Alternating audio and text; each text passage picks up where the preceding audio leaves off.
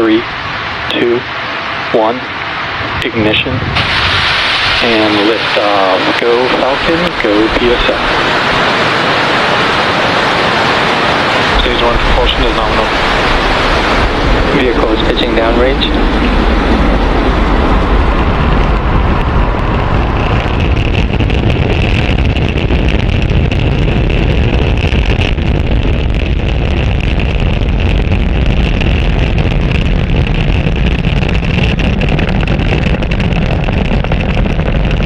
That incredible view means that Falcon 9 has successfully lifted off from pad 40, and right now we are throttling down to prepare for max Q in about 30 seconds. As you may have heard us explain before, this is the period of highest aerodynamic pressure on the vehicle. Power and telemetry nominal. That's because at this point, we are seeing the greatest difference in dynamic pressure, which is increasing with the rocket's speed, and ambient static pressure, which is decreasing as we move up through the Earth's atmosphere. Vehicle is supersonic. With that call out, we know that Falcon 9 is moving faster than the speed of sound.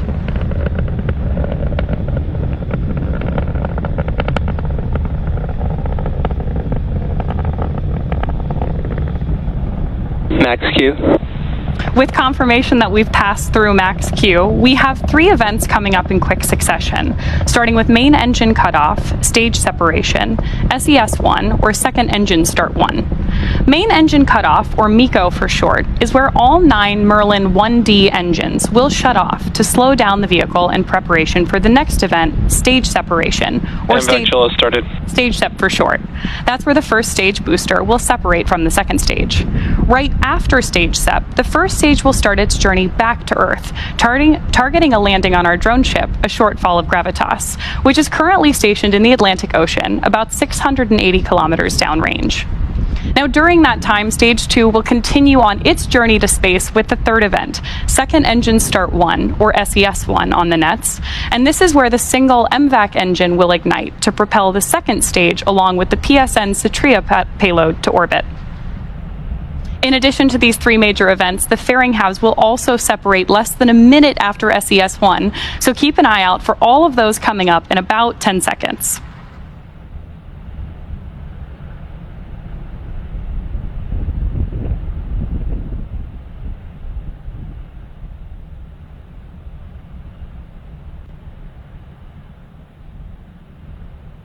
Main engine cutoff.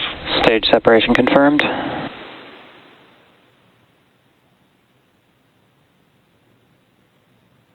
MVAC startup. So you heard the callouts there, and you can see on your screen in this great dual view that we have that the MVAC engine on our second stage has ignited. Now, this is the first of 2 second stage burns that we're tracking for this mission. And the first stage on the left-hand side of your screen is coming back to land on our drone ship, a shortfall of Gravitas. Now, we are also expecting fairing deployment. Both vehicles are on nominal trajectories. With that, we know that both vehicles are headed in the right direction. And as I was describing earlier, we are expecting fairing separation in just about 5 seconds.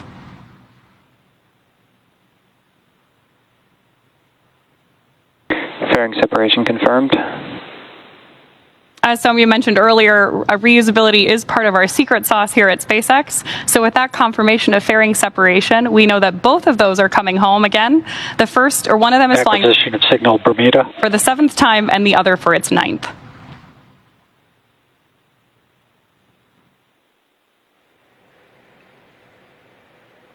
It's now T plus 3 minutes and 55 seconds into today's mission, and we have a great view of Stage 1 on the left and Stage 2 on the right.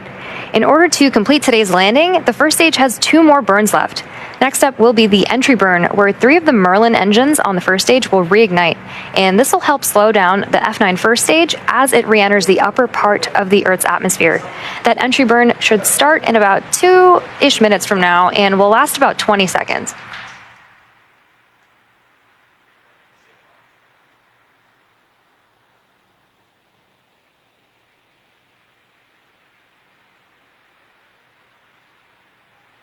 You can see 2 of the 4 hypersonic grid fins that are positioned near the base of the inner stage on the booster. And Stage 1 is currently using nothing but the grid fins for steering as it's returning back to Earth.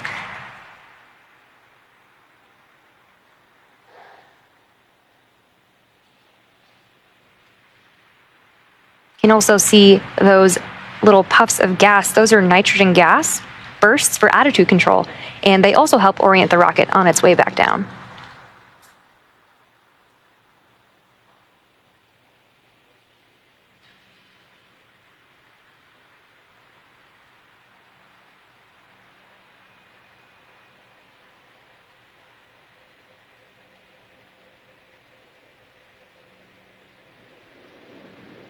And some really awesome views of planet Earth behind stage 2. And again, that entry burn on the first stage coming up in about a minute.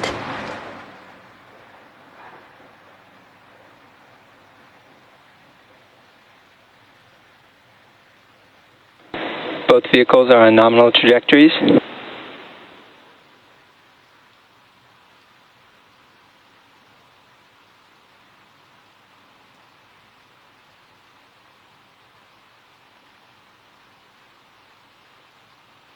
Like I promised, we have great views of Earth behind MVAC and behind the first stage as it's coming back down to Earth.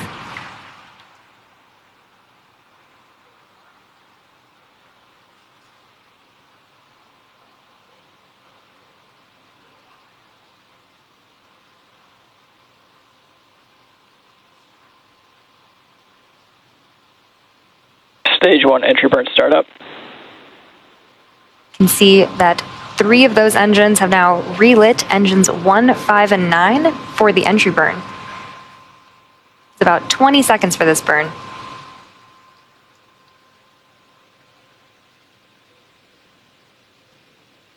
Stage 1 entry burn shutdown. Now, with confirmation of entry burn shutdown, we have one last burn before the first stage attempts to land on our drone ship, and Stage 1 FTS has saved. and that is the landing burn. During the first stage landing burn, a single Merlin engine, E9, will relight and slow the vehicle down for its landing attempt on our drone ship, a shortfall of gravitas. As a reminder, the booster supporting today's mission has now flown for its 12th time, having previously supported CRS-22, Crew 3 and Crew 4, Turksat 5B, CRS-25, guidance. Eutelsat Hotbird 13G, O3B mPOWER, and 4 Starlink missions.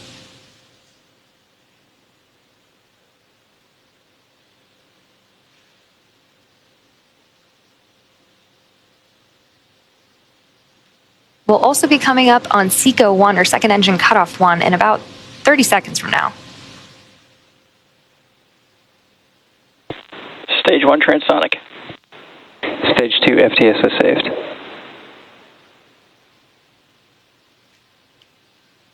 can see that MVAC continuing to glow bright orange until SECO 1.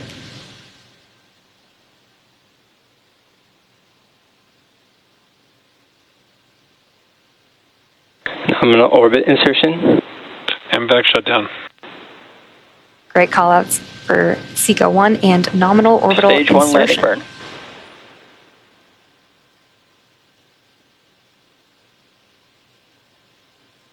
Expected loss of signal, Cape Canaveral.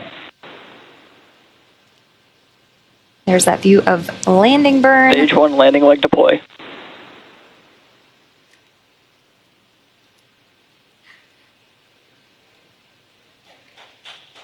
And a great view of landing. This landing marks the 12th successful landing for this particular booster and marks our 201st overall successful recovery of an orbital class rocket. In addition to landing with confirmation of successful second engine cutoff and good orbit, we are going into a coast phase up until the second relight of our MVAC engine on the second stage, which will be followed by payload deploy. Till then, sit tight and we'll see you back here at the T plus 27 minute mark.